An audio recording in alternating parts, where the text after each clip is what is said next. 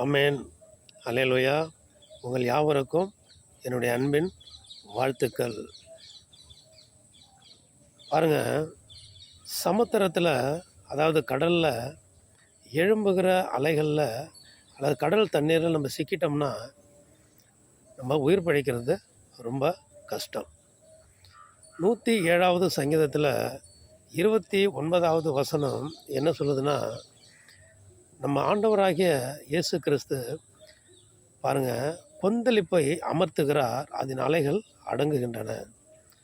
கொந்தளிப்பை அமர்த்துகிறார், அதன் அலைகள் அமருகின்றன. அப்போ பாருங்கள், நம்முடைய வாழ்க்கையில் இயேசு கிறிஸ்து என்கிற உலக இரட்சகர், உன்னதமான தேவன் நம்முடைய இருதயத்தில், நம்ம வாழ்க்கையில் அவரை நினைவு கூர்ந்து அவரை நம்ம மனசில் இருதயத்தில் வச்சுக்கிட்டோம்னா எப்படியாப்பட்ட கொந்தளிப்பும் எப்படியாப்பட்ட காரியமும் வாழ்க்கையில் நடக்காது. பாருங்கள், இப்போது நம்ம குடும்பங்களில் அனுதினமும் நம்ம குடும்பங்களில் சகலருக்கு ஏற்படுற எவ்வளோ கொந்தளிப்புகள் நடக்குது பாருங்கள்.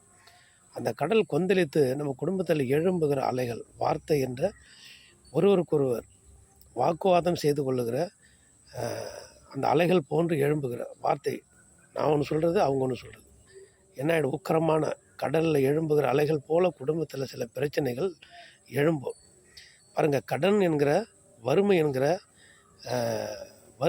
அலை, வறுமை என்கிற கொந்தளிப்பு, கடன் என்கிற கொந்தளிப்பு, சமாதானம் இல்லாமை, அதாவது பிரச்சனை என்கிற கொந்தளிப்பு, சந்தேகம் என்கிற கொந்தளிப்பு, மனவேதனை என்கிற கொந்தளிப்பு, பயம் என்கிற கொந்தளிப்பு, திகில் என்கிற கொந்தளிப்பு, மரணம் என்கிற கொந்தளிப்பு, விரக்தி தடுமாற்றம் என்கிற கொந்தளிப்பு, இப்படியாப்பட்ட கொந்தளிப்புகள் மனித வாழ்வில் ஏற்பட்டு என்ன பண்ணிடுதுன்னா முடைக்கிடுது.